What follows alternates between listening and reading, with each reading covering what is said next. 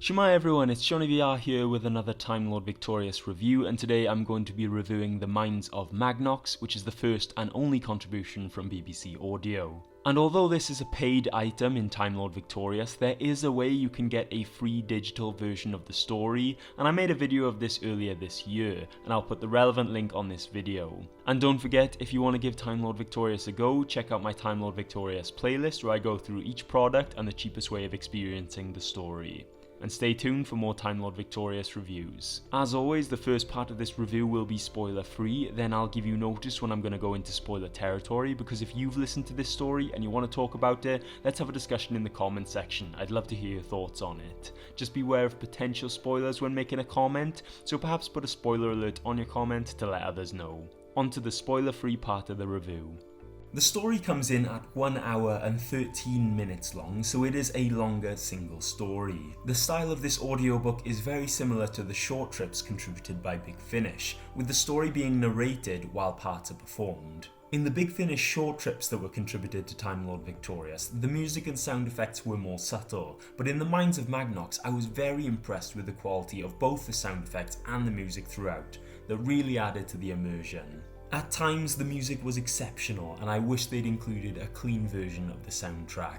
Jacob Dudman is the narrator, and if you're familiar with his work then you know what to expect. He performs fantastic impressions of the 10th Doctor and Brian the Ood, as well as every single other character in the story. There are a huge amount of characters in this story, and although most of them have very unique voices, I found that there were a few that tended to sound very similar, and at times it was difficult to distinguish the voice until it was stated who had spoken. But most of the time this was okay and didn't take anything away from the story. The story itself is well written, enjoyable, and although perfectly fine to listen as a standalone story, those of you who have followed other Time Lord Victorious media will notice that it has quite a lot of connections to other Time Lord Victorious stories. It makes these connections a lot more than other Time Lord Victorious media, so much so that it feels like a very important part of the narrative if you have been following the Time Lord Victorious arc. But once again, there are no prerequisites and you can enjoy this story alone. The story is spaced out for each of the main characters and does a great job developing them even more, giving us even more details of their backstories and also their thoughts on the circumstances that they find themselves in.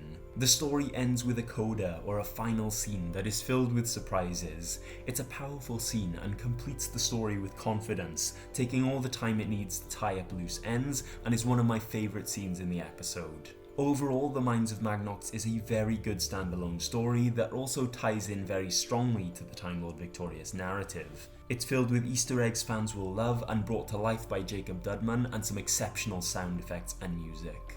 You can get a digital version of this story for free, so be sure to find out how you can do that from my video here, and once you've listened to it, come back and listen to the spoiler free part of the review and tell me what you thought in the comments below. So I'm now going to move into spoiler territory, so here's your spoiler warning.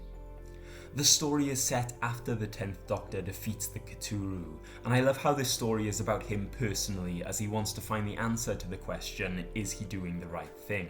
He's clearly conflicted about what he's done, and it will be interesting to see more of his thoughts about the situation as the Time Lord Victorious arc finishes. Part of the Doctor's arc in this story is that the Time Lord Victorious encourages Pashel when she doesn't think she's smart enough. He calls her brilliant, but at the same time the Time Lord Victorious is selfish in his motives. Pashel doesn't think much of the Doctor by the end of the story, but the Coda brings the story around full circle. The Coda is set years after the events of the main story, where the Doctor is now in his 11th incarnation before visiting Trenzalore. The 11th Doctor then visits Pashel, and it's a brilliant moment where the Doctor is now older and has learned from his mistakes and wants to make amends for his actions. Pashel in this moment has become the Oracle of Islos, the planet that is heavily featured in the Daleks animated series on YouTube.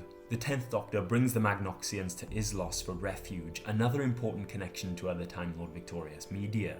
And the reason why they brought to Islos in the first place is because the Cthulhu have returned to Magnox. This was interesting as it showed that the Doctor didn't wipe out all of the Cthulhu, as it was stated the Cthulhu are almost extinct. The moment where the Cthulhu warship arrives is great, and I'm glad the Cthulhu are involved in this story as they are the main villains of Time Lord Victorious. I like how they mentioned that the Sonic is upgraded, so in this story it's clearly the Time Lord Victorious version of the Sonic that is used. In addition, I like how the story is used to give give Brian the time to tell his own backstory, as exchange of information is customary on Magnox. Brian is also shown to be loyal to the Doctor, albeit in his own way, as he kills the 5 Minds of Magnox in order to save the Doctor.